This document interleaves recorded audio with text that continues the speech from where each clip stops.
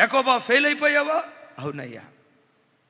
ఇదిగో నేను నీతో చెప్తున్నా, నీ శ్రమ దినాన్ని నీతో మాట్లాడి నీ బేతేలులో ఆ బేతేలుకు నువ్వు వెళ్ళటం ప్రారంభించు. వెళ్ళేటప్పుడు ఎలా వెళ్తావో తెలుసా?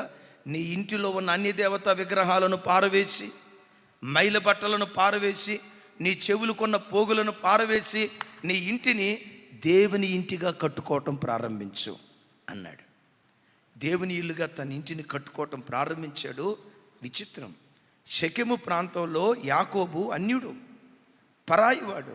ఇప్పుడు యాకోబు ఆ మార్గం గుండా వెళ్తూ ఉంటే యాకోబును చూసి సకల దేశాల ప్రజలు భయపడటం ప్రారంభించారట. చప్పలు కొడితే యేసయ్యకు స్తోత్రాలు చెప్పి. ఇట్లా అడిగితే మీకు అర్థం కాదు, కానీ మైనారిటీని చూసి మెజారిటీ వాళ్ళు భయపడతారా? మెజారిటీ వాళ్ళని చూసి మెజారిటీ వాళ్ళని చూసి మైనారిటీ వాళ్ళు భయపడతారా? ఆ దేశంలో యాకోబు మైనారిటీ, ఆ స్థానికులంతా మెజారిటీ. కానీ విచిత్రం ఏంటో తెలుసా? మైనారిటీ వాడిని చూసి మెజారిటీ వాళ్ళు భయపడటం ప్రారంభిస్తూ ఉన్నారు. బిడ్డలారా, మన జీవితాన్ని నీతియుక్తమైన జీవితాలుగా, మనలో ఉన్న పాపాన్ని పారవేసి, నీలో ఉన్న అపవిత్రపు కార్యక్రమాలు పారవేసి, దేవునికి ఆయాస్కరమైన గుణాలు పారవేసి, ఓ భక్తి కలిగిన కుటుంబాలుగా ప్రతి క్రైస్తవ కుటుంబం తన జీవితాన్ని కట్టుకోగలిగితే ఈ మైనారిటీలను కూర్చున్న భయం మెజారిటీ ప్రజల్లో పుట్టించడానికి దేవుడు శక్తి కలిగిన వాడు. గట్టిగా చెప్దాం ఆమేన్. యాకోబు పక్షాన దేవుడు యుద్ధం చేయటానికి కారణం ఏంటంటే, యాకోబు తన కుటుంబాన్ని ఏం చేశాడు? కట్టుకోవటం ప్రారంభించాడు. తమ్ముడు, నా వైపు చూడు. భక్తి జీవితంలో నీ ఇంట్లో ఉన్న లోపం ఏంటో ఒకసారి ఆలోచించు. దేవుడు నీ పక్షాన యుద్ధం చేయకుండా ఉండటానికి నీ కుటుంబంలో ఉన్న కొదువేంటో ఒకసారి ఆలోచించు. ఈ వాక్యం వింటుండగా పదే పదే, దేవా, నా ఇంటిని ఒక నీతి కలిగిన ఇంటిగా కట్టుకుంటానయ్యా, పవిత్రమైన ఇంటిగా కట్టుకుంటానయ్యా, ప్రార్థన కలిగిన ఇల్లుగా కట్టుకుంటానయ్యా, నికార్సైన భక్తి జీవితం చేసే కుటుంబంగా నా కుటుంబాన్ని కట్టుకుంటానయ్యా అని నువ్వు కట్టుకోవటం ప్రారంభిస్తే ఎలా కట్టుకోవాలో తెలుసా? సాక్షాత్తు బేతేలులాగా దేవుని ఇంటిలాగా నా ఇంటిని కట్టుకో. నీ దేవుడు నీ పక్షాన యుద్ధం చెయ్యునుగాక.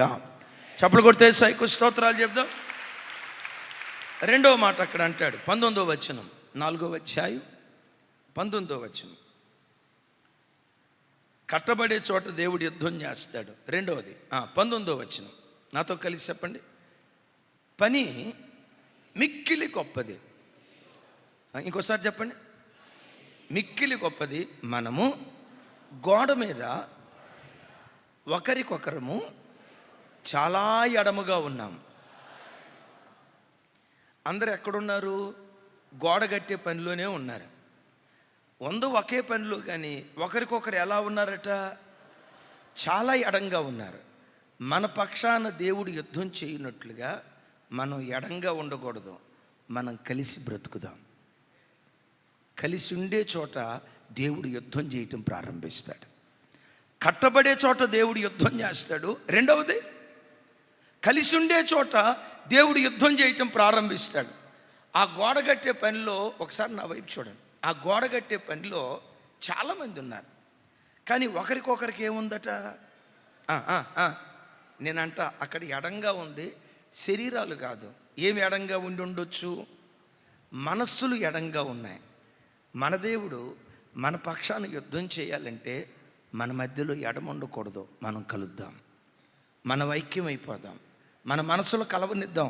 అలా మనం కలిస్తే మన దేవుడు మన పక్షాన మన దేవుడు మన పక్షాన యుద్ధం చేస్తాడు.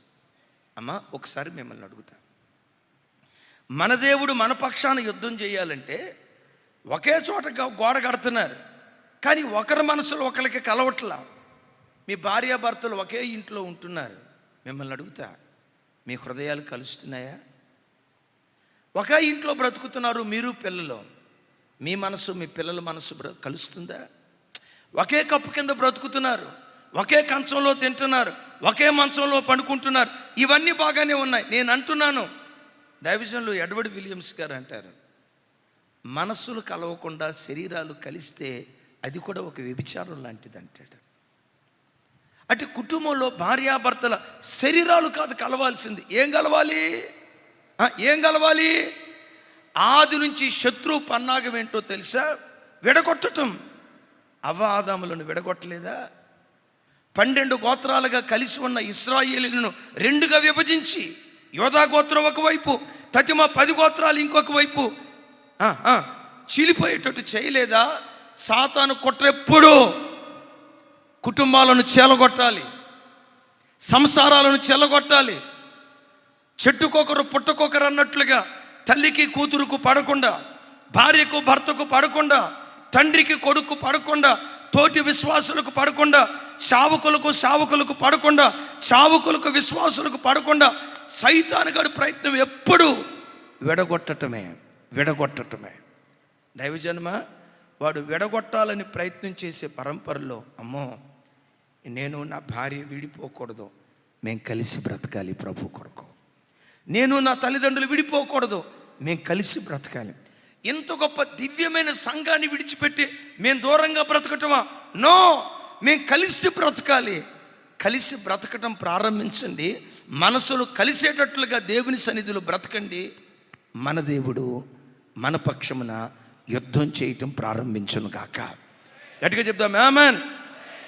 మన దేవుడు మన పక్షాన యుద్ధం చేయాలంటే మీరు బాగా ఎరుగుదురు కదా, ఎక్కడ 2-3 కూడి,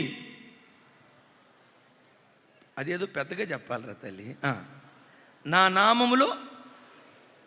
నామములో ప్రార్థిస్తారో కాదు, అక్కడ ఏమని రాసి ఉంటుంది? నా నామములో ఏకీభవించి ప్రార్థిస్తారో వారి మధ్యలో నేను ఉంటాను. నా చేతులెత్తి దీవిస్తున్నా, మీ దేవుడు మీ మధ్యలోకి దిగివచ్చును గాక. గగనమును చీల్చుకొని దేవుడు మన మధ్యలోకి దిగివచ్చును గాక, మన కుటుంబాల్లోనికి దిగివచ్చును గాక.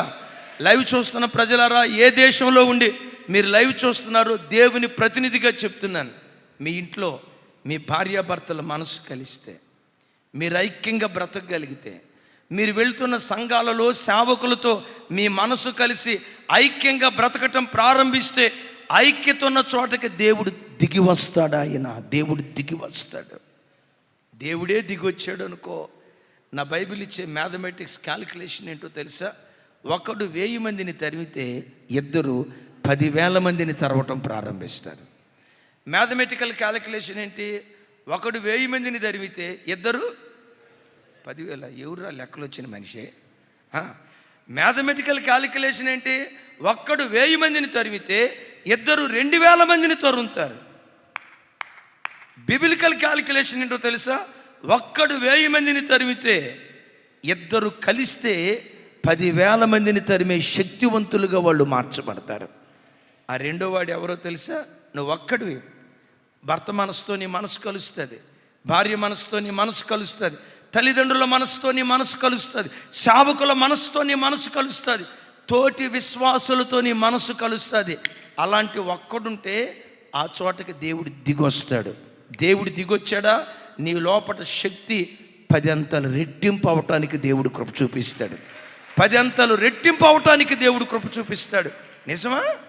ఐక్యత ఉన్న చోటకి దేవుడు దిగి వస్తాడా? అపోస్తుల కార్యం 2వ అధ్యాయం 1వ వచనం చూడండి.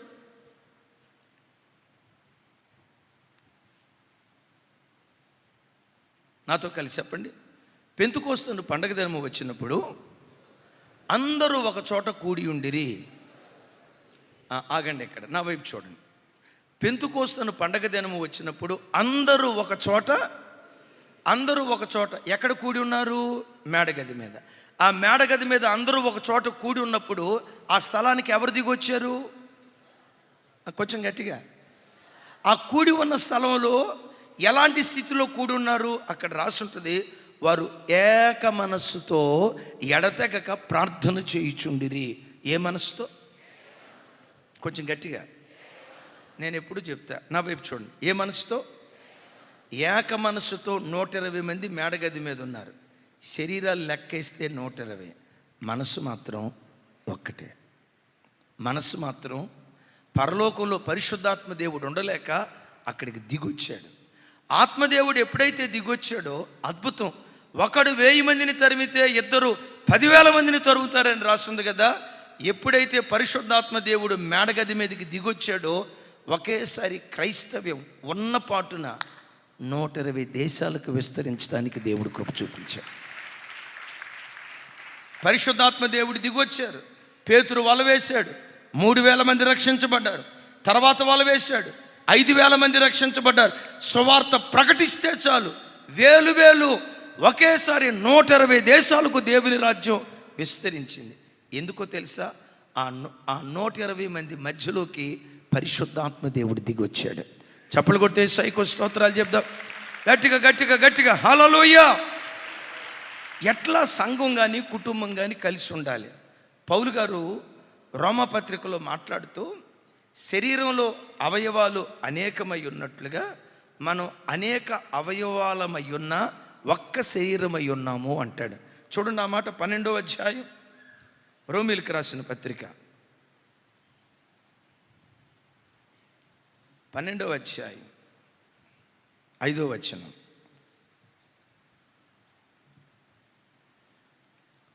రైట్, నాతో కలిసి చెప్పండి. అలాగే అనేకులమైన మనము క్రీస్తులో ఒక్క శరీరముగా ఉండి, మనమందరం ఎన్ని శరీరాలు? ఒక్క శరీరముగా ఉండి అనేక అవయవములై ఉన్నాము అంటాడు. హల్లెలూయా. ఇక నా వైపు చూడండి, నా వైపు చూడండి. ఒకే శరీరము, అనేక కుటుంబం ఉంది, 10 మంది ఉన్నారు. శరీరం ఒక్కటే, అవయవాలు అనేకం. సంఘం ఉంది, శరీరం ఒక్కటే, అవయవాలు అనేకం. కన్నే శరీరం అంతా కాదు, చెవే శరీరం అంతా కాదు. ఒక శరీరం అనేక అవయవాల సమ్మేళనం ఎలాగో సంఘం కూడా అనేక మంది విశ్వాసుల సమ్మేళనం. ఈ శరీరానికి కొన్న ధర్మం ఏంటో తెలుసా? ఒక అవయవం మరొక అవయవం కొరకు బ్రతుకుతుంది, మరొక అవయవం కొరకు పనిచేస్తుంది. భార్య, నీవెవరి కొరకు? నీ భర్త కొరకు. ఓ భర్త, నీవెవరి కొరకు? నీ భార్య కొరకు. తల్లిదండ్రులారా, మీరు ఎవరి కొరకు? మీ పిల్లల కొరకు. సంఘస్థులారా, మీరు ఎవరి కొరకు? సంఘం కొరకు. సేవకులారా, మీరెవరి కొరకు? సంఘానికి వచ్చే విశ్వాసుల కొరకు. ఒక అవయవము ఇంకొక అవయవం కొరకు పనిచేస్తుంది. ఏ అవయవం తన కొరకు తాను బ్రతకదు, మరొక అవయవం కొరకు పనిచేస్తుంది. కుడి చేయి ఉంది, కుడి చేయి తనకు తాను స్నానం చేయించుకుంటుందా? కుడి చేయి ఎడం చేతికి స్నానం చేస్తుందా? ఏమంత సీరియస్గా చూస్తున్నారండి? ఒకసారి ట్రై చేయండి. ఈ కుడి చేయి అనుకోండి చూద్దాం. ఇక ఎట్లా అనుకుంటా ఉంటే నరసాపూర్ అడవులకి వెళ్ళినప్పుడు కనపడుతుంది ఒకటి. ఏ చెప్పండి? కోతి. ఈ చెయ్యి తనకు తాను స్నానం చేయించుకోదు. ఈ కుడి చేయి ఎడం చేయి కొరకు, ఎడం చేయి కుడి చేయి కొరకు. ఓ భార్య, తల్లి, నువ్వు కుడి చేయి అయితే ఈ కుడి చేయి అనే భార్య భర్త కొరకు, ఈ ఎడం చేయి అనే భర్త కుడి చేయిగా పిలువబడుతున్న భార్య కొరకు. తల్లిదండ్రులారా, మీరు మీ కొరకు కాదు, మీ పిల్లల కొరకు. విశ్వాసులారా, మీరు మీ కొరకు కాదు, మీరు సంఘం కొరకు. సేవకులారా, మీరు మీ కొరకు కాదు, విశ్వాసుల కొరకు ఒకరికొకరు బ్రతికేటట్లుగా ఉందుముగాక. ఈ అవయవాలు ఒకదాని కోసం ఒకటి బ్రతికేటప్పుడు చిన్న చిన్న పొరపాట్లు జరిగాయి అనుకోండి. ఇప్పుడు వాడు మంచి ఆకలితో వచ్చాడు, ఆవురావురమంట అన్నం తింటున్నాడు. ఈ అన్నం నవిలే పరంపరలో గమనించండి, ఈ ఏమంటారు దీన్ని, ఈ దవడని ఆ స్పీడ్గా తినే పరంపరలో కొరికాడు. మాంసం ముక్క దొరకలేదనో, అదే మాంసం ముక్క అనుకోనో దవడను కొరికాడు. దవడ ఎప్పుడైనా, ఎరా 32 పళ్ళారా, నన్ను కొరుకుతారా, ఆగని మీ పని చెప్తానని దవడని పళ్ళు కొరికినందుకు చెప్పు తీసుకొని ఎవడైనా దంతాలను పెటాపెట కొట్టుకుంటాడా? కొట్టుకోవడం. ఈ శరీరానికి ఉన్న గుణం ఏంటో తెలుసా? ఒక అవయవపు బలహీనతను మరొక అవయవం భరిస్తుంది. హల్లెలూయా. పెద్దగా చెప్దాం, హల్లెలూయా. ఎట్లా ఉంటాయో చూడండి. మనిషి నడుచుకుంటా వెళ్తున్నాడు, ముళ్ళు కస్సమని గుచ్చుకొని, ముళ్ళు గుచ్చుకోవటంతో నోరు, వీడికి ఒకసారి అట్ట గుచ్చుకుంటే కానీ వీడు ఒక్క మాట వింటాడా? చూసుకొని నడవాలని తెలియదా అని కౌంటర్ అయ్యేదాం. వాడు తెలిసి తొక్కినా తెలియక తొక్కినా ముళ్ళు గుచ్చుకోవటంతో నోరేమంటుంది? అమ్మ అందా? ఒకేసారి అబ్బా అంటుంది. కళ్ళు ఏం చేస్తాయి? బిడ్డలారా, కుటుంబంలో ఎప్పుడైనా ఎవరైనా నొప్పితో వస్తే, భర్త వ్యాపారంలో నష్టపోయాడు, వెంటనే సెటైర్ వేయకు, నేను చెప్పిన మాట ఏం లేదు కాబట్టి నీకన్నా, నేను అప్పుడే చెప్పా నష్టం వస్తుందని. మరి అక్క ప్రవక్త మరి వింటారు, నేను అప్పుడే చెప్పా, నా మాట వినవక ఒక్క మాట కూడా అంత ఒంటెద్దు పోకడని ఇది.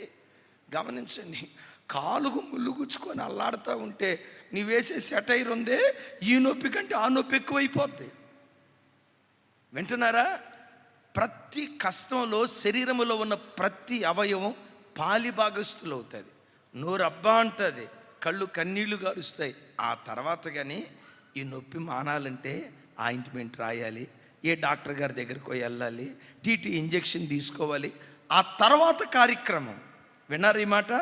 మనం ఒకే శరీరములో వివిధమైన అవయవాలు. ఈ అవయవాలు ఎలా ఉండాలి? ఒకదానితో ఒకటి కలిసి బ్రతికితే. మరలా నేను అంటాను, కలిసి ఉండే చోట దేవుడు ఉంటాడు. దేవుడు ఉన్నాడా? మన దేవుడు మన పక్షాన యుద్ధం చెయ్యును గాక. గట్టిగా చెప్దాం ఆమేన్. ఒకవేళ అవయవాల మధ్యలో గొడవ జరిగిందనుకో, నేనంట అవయవాల మధ్యలో గొడవ జరిగితే ఎట్టుంటుందో, సంఘాలలో గొడవలు జరిగితే అంతే ఉంటుంది, కుటుంబాల్లో గొడవలు జరిగితే అలాగే ఉంటుంది. ఓసారి కళ్ళు సరిగా కనపట్లేదని డాక్టర్ గారి దగ్గరికి వెళ్తే కళ్ళజోడు ఇచ్చాడట. ఆ రోజు నుంచి శుభ్రంగా కళ్ళజోడు పెట్టుకుంటున్నాడు, కళ్ళజోడుతో తిరుగుతూ ఉన్నాడు. అటు ఇటు ఒక 2-3 సంవత్సరాలు కళ్ళజోడు పెట్టుకున్నాడు. ఒకరోజు అద్దం ముందు నిలబడి కళ్ళజోడు తీసి ముఖం ఇట్లా దూచుకుంటూ ఉంటే ఈ ముక్కు మీద 2 మచ్చలు కనపడ్డాయి అంట. ఏ మచ్చలు? ఆ మచ్చలు కళ్ళజోడు పెట్టుకోవటాన్ని బట్టి మచ్చలు కనపడ్డాయట. ముక్కు అందట, కళ్ళ నీకు చూపించటానికి నీ కళ్ళజోడు నా ముక్కు మీద పెడతావా? నా ముక్కు మీద నీ కళ్ళజోడు పెట్టడాన్ని బట్టి నా ముక్కు గ్లామర్ అంతా పాడైపోయింది. ఏం పాడైపోయింది? నా గ్లామర్ అంతా పాడైపోయింది. తీ కళ్ళజోడు. నీకు సూపు కావాల్సి వచ్చి నా ముక్కు అందాన్ని పాడు చేస్తావా? నా ముక్కు మీద పెడితే ఊరుకోను. ముక్కు అందట, కళ్ళు అన్నయ్యట, నోటి ద్వారా అన్నయ్యట. పిచ్చి మొఖమా, చూపు నాకే కాదే సర్వ శరీరానికి. ఈ చూపు లేకపోతే పాడైపోద్ది. నాకు అధిక ప్రసంగాలంటే అస్సలు ఇష్టం ఉండదు. నీ కళ్ళజోడు పెట్టడాన్ని బట్టి నా గ్లామర్ పాడైపోయింది, తీస్తావా లేదా? తీస్తే నీకే ప్రమాదం అని ముక్కుతో అంటదట. ప్రమాదం ఉంటే ఉందే, నా గ్లామర్ పాడైపోయింది, తీసేయి కళ్ళజోడు అందట. మొత్తానికి ఆ రాత్రి పండుకునేటప్పుడు కళ్ళజోడు తీసిన తర్వాత మధ్యరాత్రి ఏదో వాష్రూమ్కి వెళ్ళాల్సి వచ్చి లేస్తే కళ్ళు సరిగా కనపట్టలేదట. వెంటనే కళ్ళజోడు పెట్టుకొని వెళ్దామని కళ్ళజోడు కోసం ప్రయత్నం చేస్తే ముక్కందంట, స్టాప్ దేర్, అస్సలు పొరపాటు నువ్వు కళ్ళజోడు పెట్టుకోవద్దు. నువ్వు కళ్ళజోడు పెట్టుకొని ఆ బరువు అంతా నా ముక్కు మీద వేసి నాకు చెప్పండి పాడైపోయిందా? నా గ్లామర్ అంతా పాడైపోయింది, నువ్వేమైపోయినా నాకు పర్వాలా, నా ముక్కు మీద మాత్రం పెట్టొద్దు. సరే నువ్వు వద్దంటున్నావు కదా, నేను కళ్ళజోడే పెట్టుకోనని ఆ సెకట్లో తచ్చాడతా దబేలుమని గోడ కొట్టుకున్నాడట. తగలటం ముక్కుందే చింతకాయ పచ్చడి అయిపోయిందట. అప్పుడు ముక్కు అంటదట, కళ్ళ అర్జెంటుగా కళ్ళజోడు పట్టుకో అంటే నెవర్, నేను పెట్టుకోను. విన్నారా? కుటుంబం కానీ సంఘం కానీ ఎంత ఐక్యంగా ఉంటుందో, కలిసి ఉండే చోట పరిశుద్ధాత్మ దేవుడు అక్కడ కదిలాడటం ప్రారంభిస్తాడు. కలిసి ఉండే చోట దేవుడు పని చేయటం ప్రారంభిస్తాడు. మీ అన్నగా నా చేతులెత్తి దండం పెట్టి చెప్తున్నాను, తమ్ముడు, నీ భార్యతో నీకు సమాధానం లేదా? ఇంటికి వెళ్ళిన తర్వాత ఆ భార్యను హత్తుకో. అమ్మా, మనకి మనం ఎడంగా ఉండొద్దు. ప్రభు పిలిచి ఆ రోజు వచ్చే వరకు ఏక శరీరంగా బ్రతుకుదాం. తల్లిదండ్రులతో మీ మనసు కలవట్లేదా? తల్లిదండ్రులకు వేరుగా బ్రతకాలనుకుంటున్నారా? ఒకే సంఘంలో ఉంటూ ఒకరికొకరు ఎడంగా బ్రతుకుతున్నారా? నా చేతులెత్తి దండం పెట్టి చెప్తున్నా, మనం కలిసి బ్రతికితే, కలిసి ఉండటం మన పని, మన పక్షాన యుద్ధం చేయటం. పెద్దగా కలిసి ఉండటం మన పని, మన పక్షాన యుద్ధం చేయటం దేవుని పని. నంబర్ 1, కట్టబడే చోట దేవుడు యుద్ధం చేస్తాడు. నంబర్ 2, కలిసి ఉండే చోట దేవుడు యుద్ధం చేస్తాడు. మూడవ మాట, కదిలే చోట దేవుడు యుద్ధం చేస్తాడు. కదిలే చోట. చూడండి ఆ మాట మరొకసారి చదువుకుందాం. 20వ వచనం, 20వ వచనం నాతో కలిసి. గనుక ఏ స్థలములో మీకు బాకానాదము వినబడునో అక్కడికి మా దగ్గరికి రండి. బాకానాదం వినబడినప్పుడు మీరు మన దగ్గరకు వచ్చారా, మన దేవుడు మన పక్షాన యుద్ధం చేస్తాడు. చప్పలు కొడితే సైకో స్తోత్రాలు చెప్దాం. రైట్. పాత నిబంధన గ్రంథంలో బోరలు వెండి బోరలు ఉండేవి. దాన్ని హిబ్రూలో షఫేర్ అని పిలుస్తారు. షఫేర్ అని పిలుస్తారు. ఆ తర్వాత పొట్టేలు కొమ్ముతో తయారు చేయబడిన బోరలు యూదులు వాడారు. 4 సందర్భాలలో 4 రకాలైన ధ్వనుల ద్వారా ఆ బోరలు ఊదుతూ ఉండేవాళ్ళు. నంబర్ 1, ప్రజలను సమకూర్చడానికి బోరలు ఊదేవాళ్ళు. నంబర్ 2, ప్రయాణంలో సాగిపోవటానికి ఓ రకమైన శబ్దంతో బోరలు ఊదేవాళ్ళు. నంబర్ 3, సమరానికి యుద్ధం చేయటానికి ఓ రకమైన బోరలు ఊదేవాళ్ళు. నంబర్ 4, దేవుని సన్నిధికి సమాజంగా కూడుకోవటానికి బోరలు ఊదేవాళ్ళు. 4 సందర్భాల్లో షాఫేర్ యూదులు ఊదుతారు టిల్ డేట్, ఎప్పటికీ కూడా. నంబర్ 1, సమకూర్చబడటానికి. నంబర్ 2, సాగిపోవటానికి. నంబర్ 3, సమరం అంటే పెద్దగా యుద్ధానికి. నంబర్ 4, సన్నిధికి కూడి వచ్చటానికి, సమాజంగా కూడుకోవటానికి 4 సందర్భాలలో బోరలు ఊదేవాళ్ళు. 4 సందర్భాల్లో బోరలు ఊదేవాళ్ళు. దైవజనమా, బోరలు ఊదేటప్పుడు సమకూడేరా? యుద్ధానికి మన ప్రయాణంలో సాగిపోదాం. బోరలు ఊదినప్పుడు సాగిపోవటం ప్రారంభించారా? యుద్ధం చేద్దాం రండి, యుద్ధాన్ని ప్రారంభించారా? అయ్యా దేవుని సన్నిధిలో కూడుకుందాం రండి అని ఆహ్వానించినప్పుడు ప్రజలు ఆ బోర శబ్దం విని కూడుకోవటానికి వచ్చారా? కదిలే స్థలాలలో దేవుడు యుద్ధం చేయటం ప్రారంభిస్తాడు. పెద్దగా చెప్దాం ఆమేన్. మీతో ఒక మాట అంట. పాత నిబంధనలో బోరధ్వని ద్వారా ప్రజలతో మాట్లాడేవాడు. ఈ క్రొత్త నిబంధన కాలంలో వాక్యం ద్వారా దేవుడు నీతో మాట్లాడతాడు. పరిశుద్ధాత్మ ద్వారా దేవుడు నీతో మాట్లాడతాడు. అగైన్ దైవ సేవకులను మరుగుపరిచి దైవ సేవకుల ద్వారా దేవుడు నీతో మాట్లాడతాడు. అవును, వాక్యం ద్వారా దేవుడు నీతో మాట్లాడటం బోర ఊదటం. పరిశుద్ధాత్మ ద్వారా దేవుడు బోర ఊదుతాడు. దైవ సేవకులను బోరగా వాడుకొని దైవ సేవకుల ద్వారా దేవుడు నీతో మాట్లాడతాడు. మాట్లాడేటప్పుడు దేవుడు బోర ఊదినప్పుడు అంటాడు, తమ్ముడు నువ్వు బ్రతుకుతున్న స్థలం, త్రాగుబోతు స్థలం విడిచిపెట్టిరా. నువ్వు బ్రతుకుతున్న స్థలం, వివాదాలతో కూడుకున్న స్థలం విడిచిపెట్టిరా. నువ్వు బ్రతుకుతున్న అనుభవాలు, దేవునికి ఆయాస్కరమైన అనుభవాలు విడిచిపెట్టిరా అని దేవుడు బోర ఊదినప్పుడు ఎవరైతే దేవుని స్వరం విని వెంటనే కదలటం ప్రారంభిస్తారో కదిలే వ్యక్తుల పక్షాన దేవుడు యుద్ధం చేయటం ప్రారంభిస్తాడు. పెద్దగా చెప్దాం ఆమేన్. అబ్రహాము సంతాన పక్షాన దేవుడు యుద్ధం చేయటానికి కారణం ఏంటో తెలుసా? అబ్రహాము దేవుని స్వరం విన్నాడంటే చాలు కదులుతూ ఉండేవాడు. అబ్రహమా, మెసొపొతామియాని విడిచిపెట్టి నేను చూపించబోయే దేశానికి బయలుదేరు, చెప్పిన వెంటనే కదిలాడు. అబ్రహమా, 99 సంవత్సరాల వయసులో సున్నతి చేయించుకో అన్నాడు. బైబిల్లో రాయబడిన మాట, దేవుడు తనతో మాట్లాడిన ఆ దినమందే సున్నతి చేయించుకున్నాడు. రైట్. ఆల్మోస్ట్ 13 సంవత్సరాలకు పైగా హాగరుతో కాపురం చేశాడు. వాళ్ళ కాపురం మూలంగా ఒక కొడుకు పుట్టాడు. ఏం పేరు? దేవుడు అబ్రహాముతో వచ్చి అంటాడు, అబ్రహమా,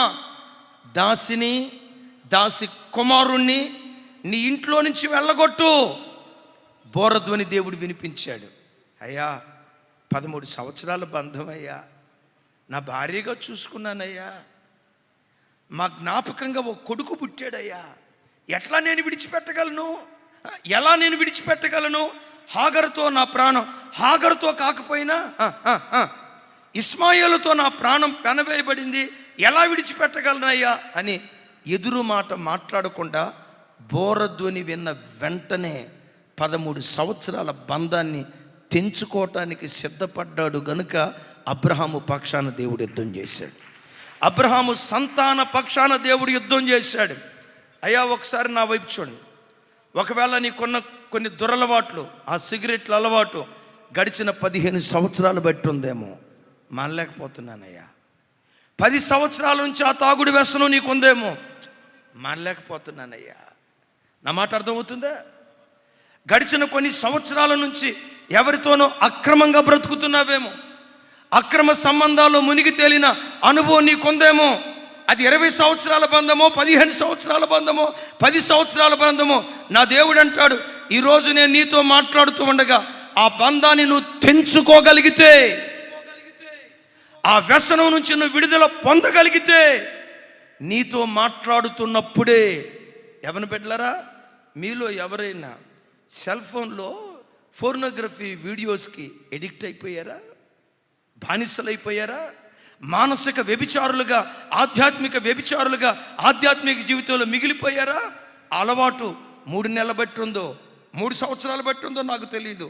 ఈరోజు నా ప్రభు అంటాడు, దానితో ఉన్న అపవిత్రపు బంధం ఈరోజు నువ్వు తెంచుకోగలిగితే, అపవిత్రపు బానిసత్వాన్ని తెంచుకొని నీ కొరకు నేను బ్రతుకుతానయ్యని నువ్వు దేవుని వైపు నువ్వు తిరగగలిగితే, మన దేవుడు మన పక్షమున యుద్ధం చేయటం ప్రారంభించును కాక. గట్టిగా చెప్దాం ఆమేన్. దైవ స్వరం విన్నప్పుడు కదలాలి. అవును, దైవజనుణ్ణి దేవుడు బోరగా వాడుకొని, చాలాసార్లు పాత రోజుల్లో మనం ప్రార్థన చేసేటప్పుడు వాక్యానికి ముందు ఇలా ప్రార్థన చేసేవాళ్ళు, దేవా మీ సేవకుణ్ణి అనండి, ఆ తర్వాత మాట, మీ సేవకుణ్ణి బోరగా వాడుకోండి అయ్యా అని ప్రార్థన చేసేవాళ్ళం కదా.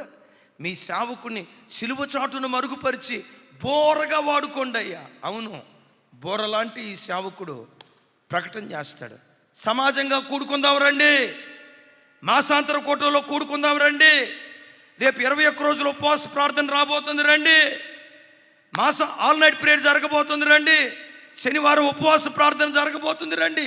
సమాజాన్ని సమకూర్చడానికి బోర ఊదినప్పుడు ఇశ్రాయేలీలు అప్పుడు వంట చేస్తున్న వాళ్ళు కూడా బోరధ్వని వినటంతో ఏం చేయాలి? ఇప్పుడే కదా వంట స్టార్ట్ చేసింది, ఇప్పుడే కదా భోజనం చేద్దామని ప్లేట్లు అన్నం పెట్టుకుంది, అన్నం తిన్న తర్వాత బయలుదేరదాంలే అనుకోవటానికి వీల్లేదు. మేఘం లేస్తే ఇశ్రాయేలీలు లేచారు, మేఘం సాగితే, ఇప్పుడు భోజనం చేస్తూ ఉన్నాడు మనోడు, తినబోదామని ముద్ద నోట్లో పెట్టుకోబోయాడు, మేఘం లేచి సాగిపోతుంది. ఏం చేయాలి ఇశ్రాయేలీయుడు?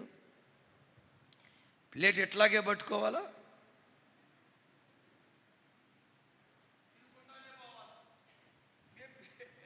ప్లేట్లో పెట్టుకుంది ఇప్పుడేగా, ఆయనకు తొందర అయితే మాకు తొందర ఉంటుందా ఏంటి? పోతే ఆయన నేను ఇక్కడే ఉంటాను అని అనుకోవడానికి వీల్లేదు. మేఘం లేస్తే, మేఘం సాగితే, మేఘం ఆగితే వీళ్ళ ఆలోచన అంటూ ఏమీ లేదు. మేఘం యొక్క నడిపింపుకు వాళ్ళు అప్పగించుకోవాలి. భయంకరమైన పోరాటం. యెహోషాపాతు బోరధ్వని వినిపించాడు, భయంకరమైన శత్రువులు మన చుట్టూతో ఉన్నారు, రేపు పలానా చోట మనమందరం ఉపవసించి ప్రార్థన చేద్దాం రండి. బోరధ్వని వినిపించాడు యాజకుడి ద్వారా. ఏం జరిగిందో చూడండి. దినవృత్తాంతాల 2వ గ్రంథం 20వ అధ్యాయం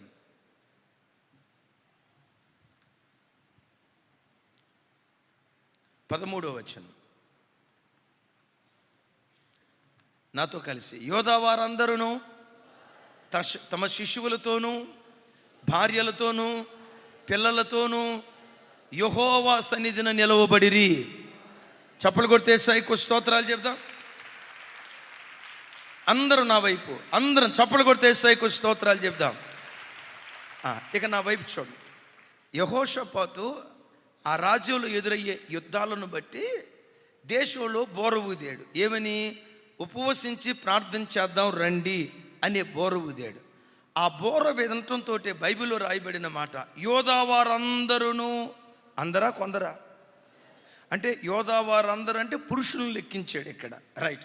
యోధా వారందరూ తమ శిశువులతోనూ తమ భార్యలతోనూ తన పిల్లలతోనూ యెహోవా సన్నిధికి ఉపవాసంతో వచ్చారట. ఎవరెవరు వచ్చారు చెప్పండి? యోధావారు వచ్చారు, శిశువులు వచ్చారు, భార్యలు వచ్చారు, పిల్లలు వచ్చారు. ఎందుకు? పిల్లల్ని, భార్యల్ని, శిశువుల్ని వాళ్ళందరినీ తీసుకొచ్చారు తెలుసా? బోరధ్వని దేవుడు వినిపించిన తర్వాత మనం దేవుని సన్నిధికి వెళ్ళి ప్రార్థన చేద్దాం. దేవుడు మా ప్రార్థన వింటాడు. ఒకవేళ మా ప్రార్థన దాటేస్తే మా భార్యల ప్రార్థన వింటాడు. ఒకవేళ మా భార్యల ప్రార్థన దాటేస్తే పిల్లల ప్రార్థన వింటాడు. ఒకవేళ పిల్లల ప్రార్థన దాటేసిన ఈ పసికందుల ప్రార్థన తప్పకుండా దేవుడు ఆలకిస్తాడు. ఈ పసికందులు మొరపెట్టే మొర తప్పకుండా ఆలకిస్తాడని అందరూ సమాజంగా కూడుకొని దేవుని సన్నిధికి వచ్చారు. ఎప్పుడైతే బోరధ్వని విని సమకూర్చబడి ఉపవసించి ప్రార్థన చేస్తున్నారో అప్పుడు ప్రవక్త లేచి అంటాడు, యోధావారలారా, యెరూషలేము కాపస్తులారా, శత్రువులకు మీరు భయపడకండి. యుద్ధం చేయాల్సిన అవసరం లేదు. దేవుడే మన పక్షాన యుద్ధం చేయబోతున్నాడు. Praise the Lord. నాతో కలిసి చెప్పండి, యోధావారలారా, యెరూషలేము కాపస్తులారా, యెహోషాపాతు రాజా, మీరందరూ ఆలకించుడి. సైన్యములకు అధిపతికి యెహోవా సెలవిచ్చున్నదేమనగా, ఈ గొప్ప సైన్యమునకు మీరు భయపడుకుడి, జడియకుడి. ఈ యుద్ధము మీరు కాదు, దేవుడే జరిగించును, దేవుడే జరిగించును. ఈ వాక్యం వింటున్న అయ్యలారా, నా వైపు చూడండి. గొప్ప యుద్ధాలు నీ చుట్టూతో ఉన్నాయా? గొప్ప గొప్ప సమస్యలు నీ ఇంటి చుట్టూతో ఉన్నాయా? మీతో అంట ప్రతి అరుణోదయపు దినం లేచి ప్రార్థన చేసుకోవటం ప్రారంభించండి. బోరొద్దుకోండి. రే నాయనా, మీరు డ్యూటీకి వెళ్ళిన సాయంత్రం 7 ఇంటికి వచ్చేసేయండి. సాయంత్రం 7 నుంచి 7:30 వరకు, 7:30 నుంచి 8 వరకు కుటుంబంగా ప్రార్థన చేసుకుందాం. ప్రతి రాత్రి కుటుంబంగా దేవుని సన్నిధిలో మనం కనపడదాం. కుటుంబంగా దేవుని సన్నిధిలో మన కుటుంబాన్ని దేవుని సన్నిధిలో కనపరుచుకుందాం. బోరవద్దండి, సమకూడండి. ప్రతిరోజు సాయంత్రం ప్రార్థన చేసుకోండి. ఎన్ని గొప్ప యుద్ధాలు మీ చుట్టూతో ఉన్న యుద్ధం మీరు కాదు, దేవుడే మీ పక్షాన యుద్ధం చేయటం ప్రారంభించును గాక. ఆ మాట చూపించుతాడు. ఏమంటాడు? యుద్ధము మీరు కాదు, యుద్ధము మీరు కాదు, దేవుడే జరిగించును. ఎవరు జరిగిస్తారు? యుద్ధం మీరు కాదు. ఇంకోసారి చెప్పండి. ఈ వాక్యం వింటున్న మీలో మీ ఎదుటున్న పోరాటాలను చూసి భయపడకండి. మీ ఎదుటున్న సమస్యలను చూసి భయపడకండి.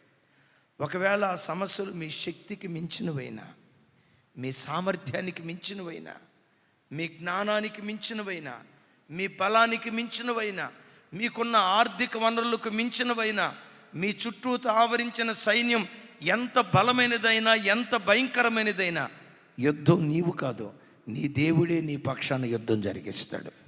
మన దేవుడు మరోసారి, మన దేవుడు మన పక్షాన యుద్ధం చేస్తాడు. మన పక్షాన యుద్ధం చేయనట్లుగా నంబర్ 1 కట్టబడదాం. నంబర్ 2 కలిసి బ్రతుకుదాం. నంబర్ 3 దేవుని వాక్యానికి స్పందించి కదిలేవారిగా మనం జీవించుదాం. కదలటం మన పని, యుద్ధం చేయటం దేవుని పని. ఇప్పుడు కట్టేటప్పుడు ఏమన్నాడు? యుద్ధం మనం కాదు, దేవుడే చేస్తాడు, దీన్ని కడదామన్నాడు. వాళ్ళ పక్షాన యుద్ధం చేసిన దేవుడు ఆ గోడ కట్టబడే విషయంలో వీళ్ళు సఫలమయ్యారా విఫలమయ్యారా ఈ ఒక్క మాట చదువుకొని ఇక ప్రార్థన చేసుకుందాం. నెహెమ్యా గ్రంథం 6వ అధ్యాయం 15-16 వచనాలు.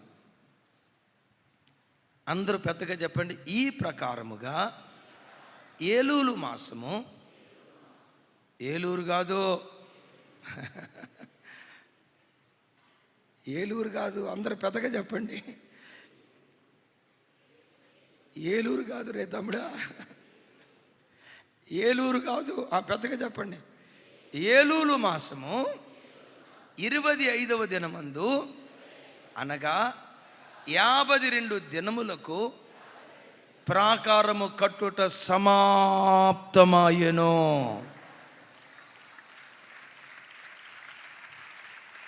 ఏం ప్రారంభించారు? ప్రాకారం కట్టడం ప్రారంభించారు.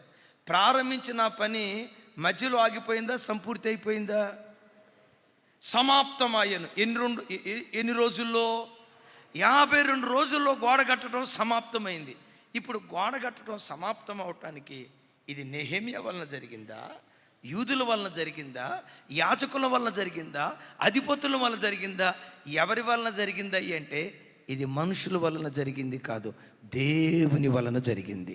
అదే 16వ వచనంలో అంటాడు. అదే 16వ వచనంలో అంటాడు. అందరూ అనండి. అయితే మా శత్రువులు ఈ సంగతి వినినప్పుడు మా చుట్టూ నుండి అన్యజనులందరూ జరిగిన పని చూసినప్పుడు ఏం చూశారు? నమ్మండి, నీ ఇంట్లో దేవుడు జరిగించబోయే అద్భుత కార్యాన్ని అన్ని జనులు చూడబోతున్నారు. నీ పిల్లల జీవితాల్లో దేవుడు జరిగించబోయే కార్యాన్ని అన్ని జనులు చూడబోతున్నారు. ఎవడెవడు నిన్ను చూసి ఎగతాళి చేశాడో, ఎగతాళిగా మాట్లాడాడో, నీ కుటుంబాన్ని అవహేళన చేశాడో, క్రైస్తవ్యాన్ని ఎగతాళి చేస్తూ ఎవడెవడైతే ఎగతాళి చేస్తూ అవహేళన చేస్తూ మాట్లాడాడో, ఆ అవహేళన చేసిన వాడే నీ ఇంటిలో దేవుడు జరిగించబోయే అద్భుత కార్యాన్ని వారు కన్నులారా చూచుదురుగాక, కన్నులారా చూచుదురుగాక. అన్యజనులందరూ జరిగిన పని చూచినప్పుడు వారు బహు అధైర్యపడిరి. ఎందుకు? అక్కడ ఒక అద్భుతమైన మాట అంటాడు, పెద్దగా చెప్పండి.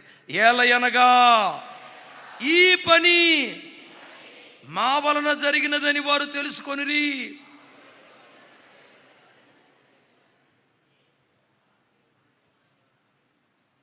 ఎవరి వలన జరిగిందని తెలుసుకున్నారు? ఈ పని. నమ్మండి, నీ ఇంటిలో జరగబోయే కార్యాన్ని అన్ని ప్రజలు చూసి ఇది మనుషుల ప్రయత్నం వలన జరిగింది కాదు, వారి దేవుడే వారి పక్షాన యుద్ధం చేశాడు, వారి దేవుడే వారి పక్షాన తన బాహువును చాపాడు, వారి దేవుడే వాళ్ళ కుటుంబాన్ని నిలవబెట్టాడని నీ చుట్టూతో ఉన్న అన్య ప్రజలు నీ ఇంటిలో, నీ వ్యాపారంలో, నీ ఉద్యోగ స్థలములో దేవుడు జరిగించబోయే భేకర కార్యాన్ని చూసి ఇక మనం కాదు అన్ని జనులే మాట్లాడుకొందురుగాక. వారి దేవుని వలన ఈ కార్యం జరిగింది, వారి దేవుడే వారి ఇంట్లో ఈ పని చేశాడు. ముగిస్తున్న నా వైపు చూడండి. గోడ కట్టే పని ప్రారంభంలో ఆగిపోయిందా, మధ్యలో ఆగిపోయిందా, సమాప్తమైందా? యేసయ్య కొరకు బ్రతుకుతానని యేసయ్య దగ్గరికి వచ్చావు కదా, నీ పరుగు పరలోకం చేరే వరకు చెయ్యి పట్టుకుని దేవుడు నిన్ను నడిపిస్తాడు. మధ్యలో ఆపడో. యుద్ధము యెహోవాదే, ఆయనే మన పక్షాన యుద్ధం చెయ్యునుగాక.